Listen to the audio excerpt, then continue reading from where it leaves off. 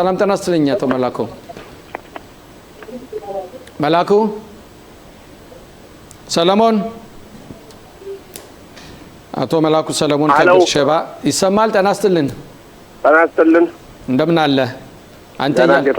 አንተ እያልን ነው የምናናግር። እንግዲህ ከወዲሁ ይቅርታ እየጠየቅን ነው። እሱ የሚባል ነገር የለም በእስራኤል ሀገር። ኧረ ተው እንጂ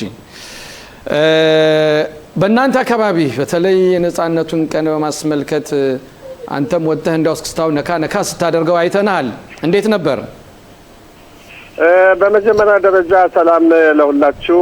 የዘንድሮ ነጻነት በእኛ በረሃቦት በጥሩ ሁኔታ ቢያልፍም መጨረሻው ደግሞ እንደምታውቁት በጣም የሚያሳዝን ደረጃ የቤት አጥቅባ ነዋሪ የመኑ ዘለቀ 1 አመት ደስታው ቸኮል 19 አመት ከበርሸባ ከኛም ደግሞ መጨረሻ ላይ በዮማ ጽባዎት መጨረሻ ላይ 3 ስፖርት ከሚባለው ቦታ 3 ወንድማማቾች እንደዚሁ ያው በህይወት ሞት ባይኖርም እነሱም ደግሞ ተጎድተዋል። በካራ ተወግተው ከኛ ራውት ማለት ነው። ከዛም ደግሞ ቅራት ጋር የተደረገውና ጠቅለል ባለ መልኩ በእኛ ህብረተሰብ በጣም ከባድ እንትን ነው። እኔ በራሴ በተለይ በልጆች በኩል በጣም ነው ማዝነውና ይህ ድርጊት ይህ ዘግናኝ ድርጊት እንደዚህ ሲሆን በጣም ያሳዝናል። አዎ እውነት ነው የተናገርከው ነገር። እንደው ምናልባት ትንሽ በዚህ ንክፈት ብለን ነው እንጂ ክስተቱማ በተለያዩ ቦታዎች የነበረው ሁኔታ እጅግ በጣም የሚያሳዝን ነው። እንደው አንዳንዴ ስታስበው ወደ 90ዎቹ ዓመተ ምህረት በብዛት በመጣንበት ወቅት ያን ወቅት አሁን እንደገና ተመልሶ የመጣ መስሎ አይታይም። በየቦታው በየረሆት በተለይ ደግሞ ግራት ሞሸ እናውቀዋለን፣ ሁላችንም የነበርንበት አካባቢ ነውና እዛ አካባቢ የነበሩ ነገሮች ከበፊቱ በርግጥ ባሁኑ በትልቅ መሻሻል የሚታይበት ሁኔታ አለና እንደው እነዚህ ክስተቶች አሁን ወደ ኋላ አይመልስህም? እንደው ምን እናድርግ? ምንድነው ማድረግ የምንችለው? ጥሩ ጥያቄ ነው። አንደኛ በተለይ እንግዲህ እያንዳንዱ ከተማ የራሱን ወኪል ይጠይቃል። እያንዳንዱ ከተማ ያለው ችግር እንግዲህ የረሆቦት ያለው ውጤቱ ወይም ችግር ከእያንዳንዱ ከተማ እንትን ሊል አይችልም፣ ልታገናዘበው አትችልም። ወደ ኋላ ስንመለስ ግና አሁን እንዳልከው የነበረው በጣም ከባድ የነበረው አሁንም ደግሞ እየተመለሰ ነው። በተለይ እንደምታውቀው 5 አመት ኮሮና ነበር፣ 2 አመት በላይ ጦርነት፣ ብዙ ጊዜ ያው በፖሊስ በኩልም ያው ሰላማዊ ሰልፍ በሚወጣበት ጊዜ ነውና በየአካባቢው የልጆች ጉዳይ ተረስቷል ማለት ትችላለህ። የልጆች ጉዳይ ብዙ ጊዜ እንደምታውቀው በጦርነት ጊዜ ትምህርት ቤት አልነበራቸውም፣ በኮሮናም ጊዜ አልነበራቸውም። 2 አመት ጦርነት ሲሆን ደግሞ አንዴ ይሄዳሉ አንዴ አይሄዱም። ሁሉ ጊዜ እንደገና ደግሞ የነሱ ረፍት ደግሞ ብዙ ነው። በአመት ብዙ ረፍት ነው ያላቸው በየአመቱና በየነሱ ቁጥጥር አለመሆኑ በጣም እዚህ ደረጃ ላይ አድርሷል። ሆኖም ግን መታየት ያለበት እያንዳንዱ ልጅ በተለይ ዛሬ የኛ ኢትዮጵያውያኖችን ብቻ አይደለም የምናገረው። እኔ የምናገረው አጠቃላይ በእስራኤል ሀገር ማህበራዊ ኑሮ የምንኖረው ነው። አብረን ነው የምንኖረው።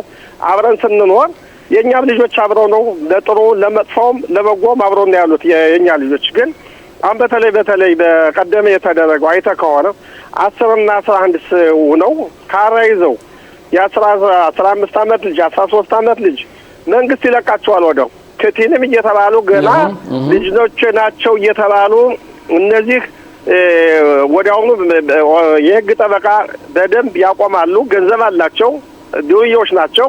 ነገ ጠዋት እንዳይለቋቸው ይህ ነገር በእውነት በጣም ዘግናኝ ከመንግስቱ አንስቶ ይህ ነገር አንዳንድ ጊዜ ጥሩ ሊሆን ይችላል። የወንድማችን ቢያመንም ቁስል ሊሆንም ይህ በቀደም የተደረገው የሁለቱ ልጆቻችን መሞት ይህ ለኛ ደግሞ ሊያስነሳን ይችላል። ስለዚህ እኛ ህብረተሰቡ ማድረግ ያለብን ምን መሰለህ? ሁልጊዜ እንዳደረግነው ለምሳሌ እኛ ትናንት ወደ ሀደን ነበረ ምክትል ሮሻይሮና እኔ ዳኒ መርሻሻይ ጥሩ ነው የሚባል የወጣቶቹ ኃላፊ ያለ ሄደን እንዳጋጣሚ ቤት አጥቅባ ሄደን ነበር። ከዛ ሲወጣ ማፍካሉን አግኝተነዋል። እሱ ያነጋገረን ምንድነው በጣም ከባድ ደርሷል፣ እናውቃለን። እኛም ደግሞ የሚቻለውን ነገር እናደርጋለን። አየው እዚህ ላይ እናውቃለን። እያወቁ ታዲያ ለምን ይሄንን ለመግታት ጥረት አላደረጉም? እኮ ችግሩን እናውቃለን። ስላወቅን ነው እኛ ሁሉን ነገር በመርመራ በኩል ሁሉን ነገር እናደርጋለን። በፍርድ ቤት በኩል ግና ችግር አለ። እኔ ፈራጅ አይደለሁም ነው ያለው ራሱ ማፍቃሉ እና እኛ ምንድነው ማድረግ አለብን? ከአሁን በኋላ ፍርድ ቤት በሚሆንበት ጊዜ በዛ ጊዜ በርካታ ህዝብ መሄድ አለበት። ፍርድ ቤቱ መቆም አለበት፣ መቀጣት አለባቸው። ደግሞ እንደገና ደግሞ ይኸውልህ አውቀው ያደረጉት ነገር ስልካቸውን ዘግተው ተደብቀው ይህ ሆነ ብሎ የተደረገ ቤተሰቦቻቸውም የረዷቸው ነው። ከአካባቢው አውጥተው ቴልአቪቭ ብሎ አምጥተው የተደበቀ ቦታዎችን አከራይተው እዛ ኑሯቸው ነበር። ፖሊስ ቢሆን ራሱ ክስተቱ ከነበረ በተለይ ፔታትጋ ክስተቱ ከቆየ ከ3 ቀን በኋላ ነው እኮ ያገኛቸው። ከዛም ከ15 ሰው ልጆች በላይ ነው በዛ ጭፍጨፋ ማለት ይቻላል የተሳተፉት። 7 ልጆች ብቻ ናቸው በቁጥጥር ስር ዋሉ። ለምን? አዎ ትክክል። ይሄ ለዚህም ነው ህብረተሰቡ መነሳት ያለበት። ለዚህም ነው 15 አመት ተላላ 15 አመት አይደሉም፣ የ20 አመት ይበልጣሉ። ወመኔ ናቸው። በጣም የበሉ የጠጡ 24 ሰዓት ሲበሉ ሲጠጡ የሚኖሩ ግደሉ እየተባሉ እነዚህ ሰዎች ግደሉ ተብለው እነዚህ ልጆች ያደጉት በዛ አማካይነት ነው። የወንድማችን ለምሳሌ ቆስሎ ቀርቶ ቢሆን ኖሮ እዛው አለቀ። ህይወቱ እስካልጠፋ ድረስ ድምጥምጥ ብሎ ይቀር ነበር ነገሩ ማለት ነው። ነገሩ ድብስብስ ብሎ ፍርድ ቤትም ድብስብስ አድርጎት ይቀራል። ስለዚህ ይሄ የተደረገው ምናልባት አሁንም ደግሜ የምናገረው ነብሳቸውን ይማረውና ይሄ ከዛሬ ጀምሮ ለኛ አንድ ትልቅ ምልክት ነው። ቁጭ ማለት የለብንም። እጃችን አጣጥፈን ዝም ማለት የለብንም። በተለያዩ ለምሳሌ ልጅ አጥፊ ነው፣ እነዚህ ድሩዮች አጥፊ ናቸው፣ መቀጣት አለባቸው። ከዛ ደግሞ በእስራኤል ሀገር ህዝብ በቀደም እኔ እንዳየሁት ህዝቡ አዝነዋል፣ እናቶች አዝነዋል፣ ፈረንጆችም በእውነቴን ነው በእውኑ ሲያለቀሱን የአይን ብሌን ያየሁት አለኝ እና ሁሉንም አጥፎ ማለት አንችልም እና ዱርዬ ነው። እነዚህ በየሀገሩ ያሉ ድርዮች ዛሬ በየመንደራችን ያለው ችግር እንደሆነ ታውቃለህ። ከቢንያኑ ከፎቁ ግን ይይዙታል ልጆቹ። ቢንያኑን ሲይዙት አረባ እንዳትናገሩ ልጆቻችን እንዴት አድርገን እናሳድጋለን እንደዚህ እየተባለ ዛሬ እኛ ራሳችን እየፈራነ ለዚህ ነገር ያጋለጥነ ህብረተሰቡ መተባበር አለበት፣ መውጣት አለበት።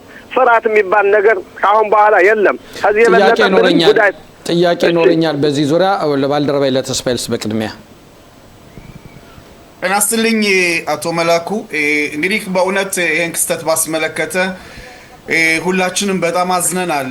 በአሁን ሰዓት የበጋ ወራት እየደረሰ ነውና እናንተ እንደ አንድ ከተማ የወጣቶች መሪዎች ምን አይነት ቅድመ ዝግጅት እያደረጋችሁ ነው? እንዲህ አይነት ነገሮችም ተመላልሰው እንዳይደገሙ ምን አይነት ዝግጅት እየደረገ ነው? ከቢሮውም ከወጣቶቹም ጋር ይሄን ጥያቄ ለመጠየቅ ፈልጌ ነው። በመጀመሪያ ደረጃ ጥያቄው ጥሩ ጥያቄ ነው። እኔ የምናገረው አሁን ረሆቦትን ብቻ ሳይሆን በዓለም አቀፍ ደረጃ በአገር አቀፍ ምን መደረግ አለበት? ወኪነ የሚሉ ከኛ አብራክ የወጡ ሰራተኞች ሞልተዋል። ማለትም ረከዝ ነዋሪ አንዱ ብዙ አለ። በየመስሪያ ቤቱ ስትሰማ ብዙ ሰራተኞች አሉ፣ ወጣቶችን የሚመሩ ወጣቶችን በወጣቶች ስም ሆነው የሚሰሩ ይባላል እና እነሱ ወላጆችን ይዘው መቆጣጠር አለባቸው። ለምሳሌ በእኛ በረሆቦት በዚህ በጦርነቱ ለምሳሌ ሚቅላጥ ይሄ የህዝብ ሚቅላጥ ይገባሉ። ሌሊት አብረን እየዞርን እየተቆጣጠርን ልጆችን ከማን ጋር ነው እያንዳንዱ ልጅ ከማን ጋር ነው ያለው ግንኙነት እያለ እያንዳንዱ ልጅ እናውቃቸዋለን። በቁጥጥር ስራችን ነው ያሉ እነሱ እያቆላመጥን እያባበልን። እኔ ለምሳሌ ጓደኛ ሁኜ አባት ሁኜ እንደዚህ ነው እንግዲህ እኛ የምናደርገው በእኛ በረሆቦትና የተለያዩ ዝግጅቶችን አሁን በሆፈሻ ጋዶን የሁለት ወር እንትን አለ። አሁን በዝግጅት ላይ ነን። ይህን ማድረግ አለብንና ይህ ነገር መነገር አለበት። ቀላል ነገር አይደለም። ብዙዎቹ ሳያቸው አይ ይህን ሴቶንም አትላኩት ልጆች ማወቅ አለባቸው። እኛ የበለጠ እነሱ ነው መረዳት ያለባቸው። በመጥፎ ጥላቻ እንዳያድጉ ይህ ነገር ነው በአሁኑ መወገድ አለበት። የሚቀጣው መቀጣት አለበት። እነዚህ ወንጀለኞች እስር ቤት መግባት አለባቸው የሚለው እኛ አብረን ፍርድ ቤት በሚሆንበት ጊዜ በቤተሰብ ጠይቀን ፍርድ ቤት መቆም አለብን እንዳይለቃቸው። ለምን እድሜያቸው ትንሽ ነው እየተባሉ ነው። ከዛ በኋላ ምንድነው የሚሆኑት? ያድጋሉ። የበለጠ ጉዳት በእኛ አጠቃላይ በእስራኤል ሀገር ልጆች ላይ ጉዳት ያደርሳሉ። እዚህ ላይ የተናገርከው ነገር አሁን አለ መላኩ፣ ሁላችንም መውጣት አለብን። ሁላችንም ሰልፍ ያው እንግዲህ ሰላማዊ ሰልፍ እንደማለት ያህል ነው። እስካሁን ድረስ ብዙ ሰላማዊ ሰልፎች ወጥተናል። ለውጥ አመጣን ወይ? የመጣ ለውጥ አለ ወይ? ነው ወይስ የሰልፉ አቅጣጫ መቀየር አለበት? አያሎን የተባለ ይሄ መከረኛ አያሎን መንገድ አለ፣ ወጠን እሱን እንዘጋለን። ከዛ በኋላ ድምጻችን አሰምተን እንወጣለን፣ እንመለሳለን። ይሄ ሰላማዊ ሰልፏ መውጣቱ ያስፈልጋል። ነገር ግን እንዳልከው በአሁኑ ሰዓት አያሎን መንገድ ወጦ መዝጋት ብቻ ሳይሆን እንዳልከው በፍርድ ቤቱ ቀጠሮ ወስን ፍርድ ቤቱን ማጨናነቅ አለብን። ፖሊሶች እንግዲህ ፖሊሱ ራሱ ከተናገረ እኛ እናውቃለን ካለ አንደኛ የራሳቸውም ድክመት እዚህ ጋር የሚያሳይ ነው። ሁለተኛ ደግሞ ዳኞችም የራሳቸው ካለ እንግዲህ ዳኞችም ፖሊሶችን ሊቻል ፖሊስም ዳኞችን ሊችላል። ስለዚህ አቅጣጫችን ወደየት መሄድ አለብን እኛ? እና ላጣቸው እኔ ያልኩት ሰላማዊ ሰልፍ በየቀን እንውጣ አይደለም። እኔ ያልኩት በፍርድ ቤት ጊዜ ሄደን እኛ መቆም አለብን። ብዙ ጊዜ የፍርድ ቤት ዳኞች የሚያዩት አንተ ለምሳሌ አንድ ወንጀል እኔ ካለኝ አይ ስተት ነው መላኩማ እግዚአብሔር አሳስቶት ነው እኔን ለመደገፍ ብዙዎች ይወጣሉ ለመጥፎም ለበጎም እና እነዚህ ልጆች ወንጀለኞች ናቸው አውቀው ነው ያደረጉት በወላጆቻቸው በሚቶቻቸው እርዳታ ሄዱ ግደሉ ተብለው ካራ ይዘው ነው የወጡት ሆነ ብለው ይዘው ነው የወጡትና ይህ ነገር እንዳይለቀቁ ህፃናቸው ተብለው እንዳይለቀቁ ይህ ነገር መጠንከር አለበት ፍርድ ቤቱ እንዳይለቃቸው ለብዙ አመት እንዲታሰሩና እንዲማቀቁ በእስር ቤት መሆን አለበት። 2 አመት 3 አመት አስረው ይለቋቸዋል። ይህ ነገር እንዳይደገም ነው ማድረግ ያለብን እና ብዙ ጊዜ ደግሞ ሰላማዊ ሰልፍ እኛን በጣም ይጎዳናል። አንድ ጊዜ እንወጣለን፣ ልጆች ይታሰራሉ። ከዛ በኋላ እነዛን ልጆች አዙሮ ሄዶም ያስፈታቸው የለም። ለአንዲት ቀን ብቻ በእንፈላቷችን ባለነን እንዴት ብስጭት ሄደን የምናደርገው የበለጠ እነሱን እየጎዳቸው ነው። ብዙ ደግሞ የመረራቸው ልጆች አሉ፣ ብዙ ደግሞ የባሳቸው ልጆች አሉ። አይ ሰላማዊ ሰልፍ ሄደን አንድ ጊዜ ቴሌቪዥን ታይተን ብንጠፋ ምን አለ የሚሉን ደግሞ አሉ እና ይሄ ነገር ደግሞ መመዘን አለበት፣ በእርጋታው መሆን አለበት እና ከፍርድ ቤቱን የሚለው ትላልቅ ሰዎች ሄደው አብረው ከቤተሰብ ጋር ሆነው ፖሊስ ክስ በሚቀርብበት ጊዜ የፍርድ ቤት ዳኛ ማለ ያቃቤ ህጎች አሉ እነሱ እንዲሰሙ ብሶታችን ማሰማት አለብን ነው የምለው። ተስፋዬ ለማጠቃለል ያጠቃለን እንምጣ። ተስፋዬ ጠይቃል ወደ አንተ ልምጣ። እንግዲህ በእውነት አቶ ሰለሞን መላኩ ሰለሞን ይቅርታ እርግጠኛ ነኝ ያው እናንተም በአሁን ሰዓት ይህን ክስተት ካያችሁ በኋላ ወጣቱ ሰብስባችሁ እንዳናገራችሁና በአሁን ሰዓት በእውነት ይህን ክስተት ባስመለከተ ወጣቱ በእናንተ አካባቢ ምን ይላል? ምንስ ግምገማ ይዛችኋል? እንዴትስ ነው የምትቀጥሉት? እንደምናውቀው የረሆቦት ነዋሪዎች ብዙ ናችሁ፣ ብዙ ወጣቶች አሉ። ይሄንን ባስመለከተ ትንሽ መረጃ ቢሰጡ። እና ጥሩ ጥያቄ ነው። በእኛ በረሆቦት በተለይ በትምህርት ቤቶች ይህ ነገር ማብራሪያ እንዲሰጥ ትምህርት እንዲሰጥ ነገሩ እንዲያውቁ ሮሻይሩ ራሱ መመሪያ ሰጥቶ እየተነጋገሩበት ነው ያሉ። እኛ ደግሞ ልጆች ከተመለሱ በኋላ ብዙ የተለያዩ ፕሮግራሞች አሉ። ማታ እስከ 11 እስከ 12 ሰዓት ድረስ እነሱን እያነጋገርን እንገኛለን። እነሱ ደግሞ ብዙ ጊዜ ባይናገሩም ይህን ነገር አይተውታል። ከኛ ቀደም ብለው ዛሬ በተለያዩ መገናኛ ዘዴዎች የሚያዩት ወጣቶች ናቸው እና ይህ ጥላቻ ወደ ሌላ ነገር ወደ ደም ምለሳ ጥቁር በመሆናችን ነው እንዲህ ያደረጉም ላይጠፉ ይችላሉ። ብዙ የኛ ህብረተሰብ የተቆረቆረ አለ ልክ እኛ እንደተቆረቆር ነው ማለት ነው እና ይሄ ደም መለስ ሳይሆን ለወደፊቱ ይህ ነገር እንዲቆም ነው መደረግ ያለበት። እሺ እናመሰግናለን መላኩ ሰለሞን ለሰጠን ሰፋ ለማብራሪያ።